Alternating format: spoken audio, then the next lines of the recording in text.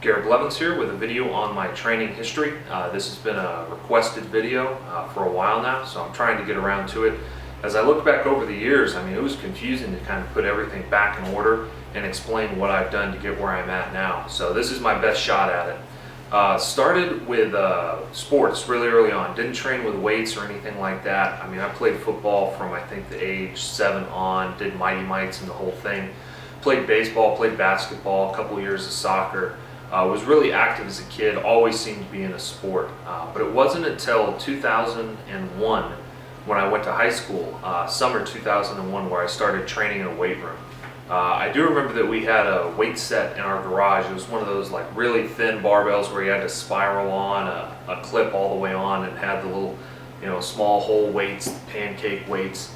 And I remember my dad wouldn't let me work out with that. I wanted to really bad because I enjoyed strength. I was always fascinated by it. I'd watch World's Strongest Man on ESPN. I would arm wrestle every person I could at school, out in the lunchroom or whatever. I'd be sitting at a table arm wrestling people all lunch. I was always fascinated by strength, but that was back when they thought that it would really mess with growth plates. I know that research has put out different views on that and how it could be too much, but it seems that training with weights doesn't quite do what people thought it used to as far as detrimental effects. In any case, I remember that I snuck out to the garage one time to use that weight set. I think I deadlifted like 130 or something like that. Thought that was like a huge amount of weight. Most I'd ever carried up to that point was a gallon of milk, and so 130 pounds to lift that up just made me feel like I could lift anything. But again, it wasn't until 2001 in high school that I started training. Now, some of you may know I have a series of videos put out all around Perlpin's chart. And a lot of that video comes out of the training that I had done in high school and how we used percentages. It was really a linear periodization, and what I outlined in that video is very similar to what I did in high school. One of the differences is that we would do maybe the first 3 weeks it would be sets of 10 week 1, sets of 8 week 2, sets of 6 week 3. But after that it would be ramp up sets, and so it would start, maybe you'd go 8, 1 set of 8, 1 set of 6, 1 set of 4. Then the next week you do a set of 6, a set of 4, a set of 3. Next would be set of 4, set of 3, set of 2. And it would go down. I can actually link the spreadsheet in, a basic spreadsheet for what we did. It's from a website called Mike's Gym. Guy's name is Mike Bergner. He's an Olympic coach primarily in Bonsall, California. But he was the one that gave our coaches that program. And it was a good program.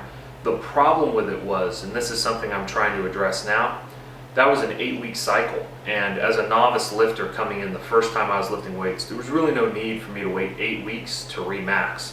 And so on my own channel, as I've been doing research, I've renamed what I call beginning powerlifting programming to advanced training tactics. Setting up a microcycle that is 8 weeks long is just too much for a novice. They don't need to wait that long. The reason why it worked for me was that I was constantly remaxing. My coaches told me not to, but they would let me reset my numbers if I set a new max. Hey Garrett, stop maxing. I'm just doing negatives, coach. Oh wait, I think I can press it. 25-pound PR. Gosh darn it. So that's what I would do all the time. I would max on bench every week. I would max on squats more than I should have. And I would max on power cleans a lot as well. We didn't really deadlift. Our training split was a 3-day split. We would go Monday, Wednesday, Friday in that training program. I believe on Monday and Friday it was the same day. And we would do back squat, bench press, and power cleans. That was kind of our heavy day. We would do that Monday and Friday. Wednesday we would do snatch, overhead squats, and incline bench press. And so we would rotate through those 3. You didn't know which one of those 3 lifts you would start on because there were so many people in the program. Like Group A would start on, power cleans, Group B on bench, and Group C on back squats, and then everybody would rotate. So, we weren't getting so picky that we were putting the Olympic lifts first and then moving into power movements and stuff like that. It had to be functional because it was high school football.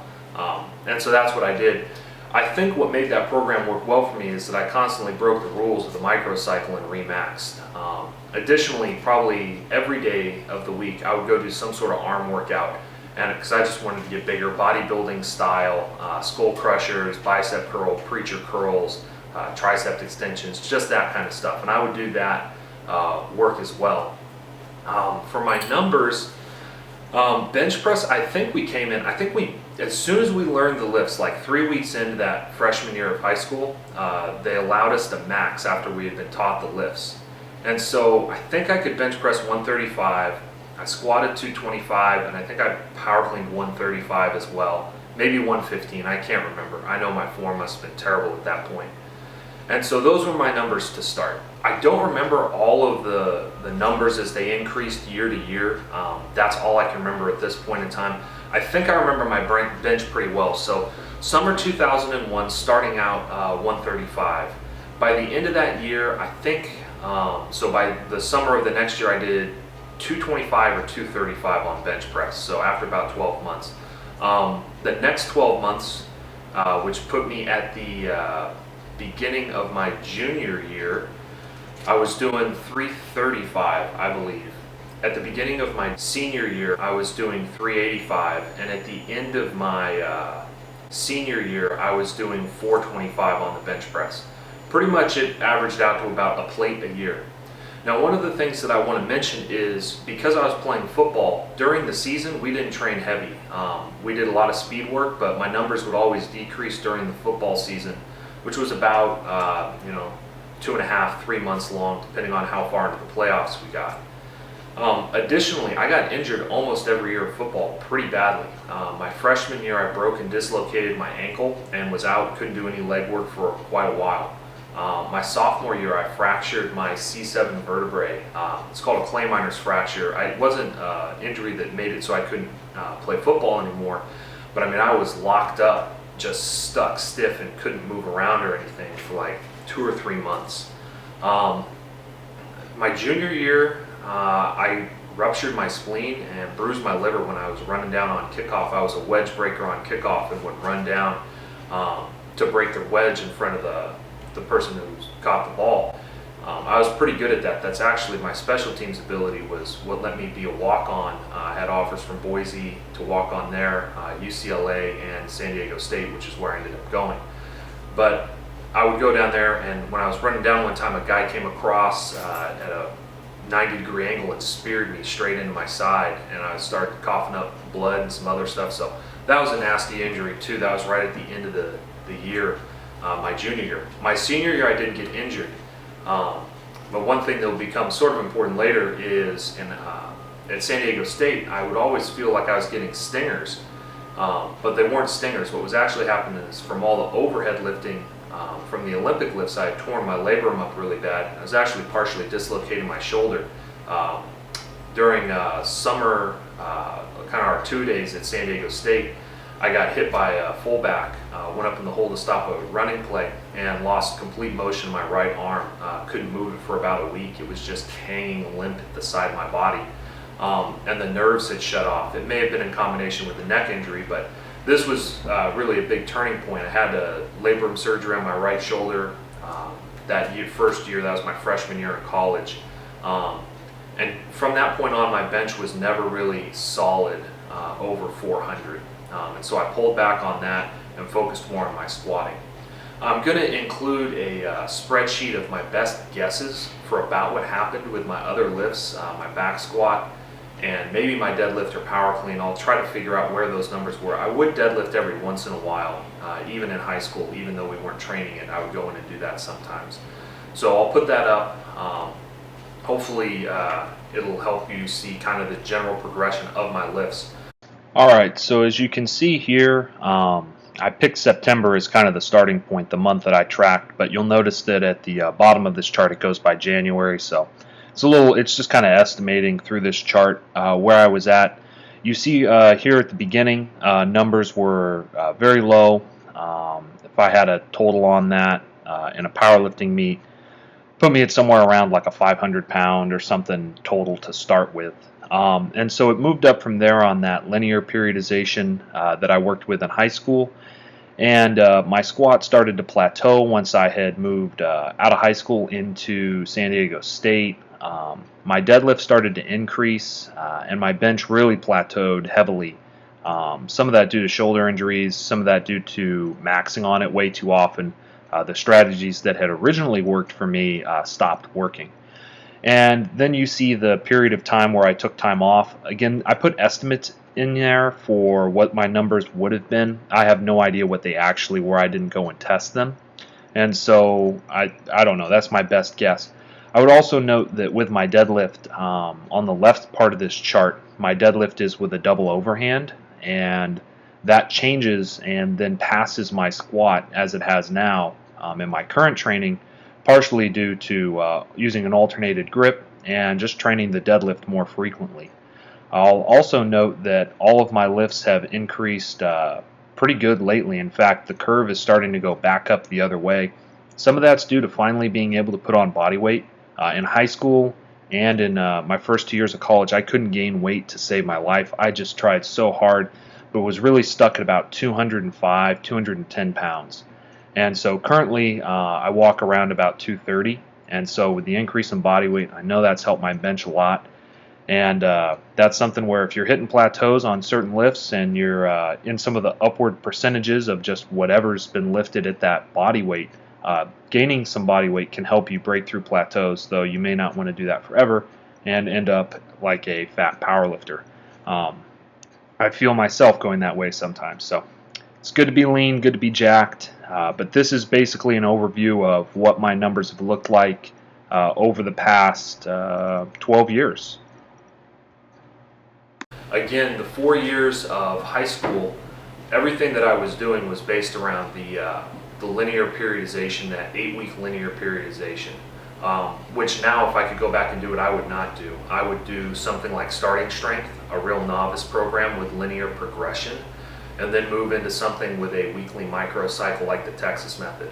I should be reviewing those two programs as I go through practical programming and strength training and give you some insight into what I would do now.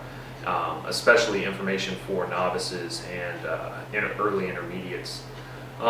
So after that took me through 2001, graduated high school 2006, had about 6 months of training before I had that shoulder injury in college where I had to have the labrum surgery. I then came back for 1 more year, but that's when I decided to quit football and refocus my life in another direction. I transferred at that time to Point Loma Nazarene University and started working on an undergraduate degree in philosophy and theology.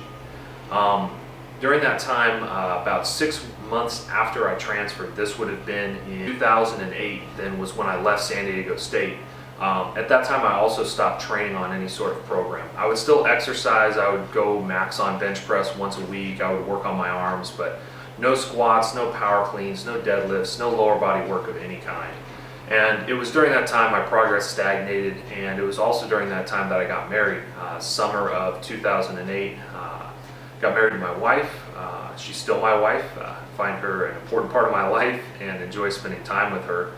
But during that time, there just was no time to go to the weight room. I was working graveyard shifts while still in school, and it was just a tough time. And so for about 3 years, I wasn't doing any sort of training. And I maybe did, some P90X type stuff at home or some pull-ups, but nothing like what I had done. And really my lower body strength, everything reduced, even my bench press, everything went down to about 75% of what it was at its best. During 2011, I had graduated from Point Loma. My schedule was more stable, and so I was able to start training again. During that time, I did bench only, and I actually I started just maxing every week. I did a linear progression packed into my old numbers, but got stagnated right around 405, and at that time started doing a West Side style split with a speed day and then a max effort day. That got me up, I think, to maybe 425, 430, somewhere in there. But I quickly stagnated on West Side. It didn't work for me. The speed days really beat up my elbows because of how fast I was coming down.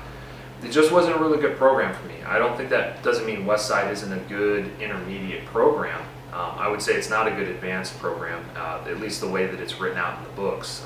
It can be modified like any program.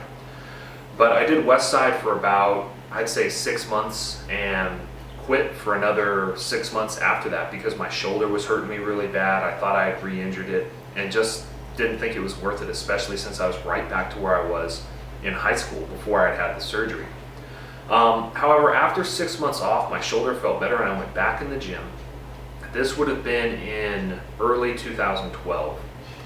And I started doing full power. I started training my squat, I started training my deadlift, and really enjoyed it. And during that time, since my squat and my deadlift were increasing, I didn't mind so much that my bench was stuck where it was at. And so I just kind of did linear periodization at that point. I looked up an Ed Cohen linear periodization spreadsheet, and what I put out in the modified Pearl Pinch chart and the way that starting with sets of 10 and working down to a single, that's what I was doing at that time. Again, that's good for like an early intermediate, really even maybe advanced lifter because of how long the microcycle is, but I wouldn't advise it for people who are just starting out. Just because somebody is doing that who's strong doesn't mean that that's what they did to get strong. And remember that even though I was on a form of linear periodization early in my training career, I was remaxing all the time and I was able to up my numbers. And so in many ways I was doing linear progression with rep maxes. And so I wouldn't advise that you get on a program that you just are going to break the rules of early either. I kind of lucked into that one. Something like starting strength or the Texas method is going to produce probably better and more consistent results for you than just trying to do your own thing. That said, I did full power and have been doing full power since 2012, maybe late 2011. I'm trying to remember when I switched over. And my numbers steadily increased. I'll try to put back up the Excel sheet again and show you what's been happening with that. But my squat and my deadlift have really shot up a lot and are increasing at a quick pace. Currently I'm averaging about 5 pounds per lift, except for bench. Bench is about every 2 months it'll go up 5 pounds. But my squat and my deadlift, I'm getting at least 5 pounds on them every 2 weeks, which really puts me in between an intermediate and advanced lifter. And so I'm still gaining strength fairly fast, which I'm happy about. That's pretty much my training history. During the full power training from 2012, I started linear periodization, but then moved to one cycle of concentric acceleration training, and then tried the cube method. The cube method is what I've been modifying with some RPE and other program ideas for the last, I think, almost year and a half, 2 years maybe. And so it's worked really well for me. I really enjoyed the cube method, but I did have to make a lot of adjustments to the cube to make it work for me, mainly increasing the volume. Brandon Lilly has done the same thing with the Cube Predator that he's put out recently. He's constantly updating and modifying his own programs to make them more optimal. And volume is definitely something you would want to add to the original cube method after you do at least 1 or 2 cycles of it and progress stagnates. If you have any more questions, put them down below. If there's anything else that I didn't cover that you'd like to know, feel free to ask. And I'll see if I can help you out. Hope wherever you're at, you're doing well. Blessings.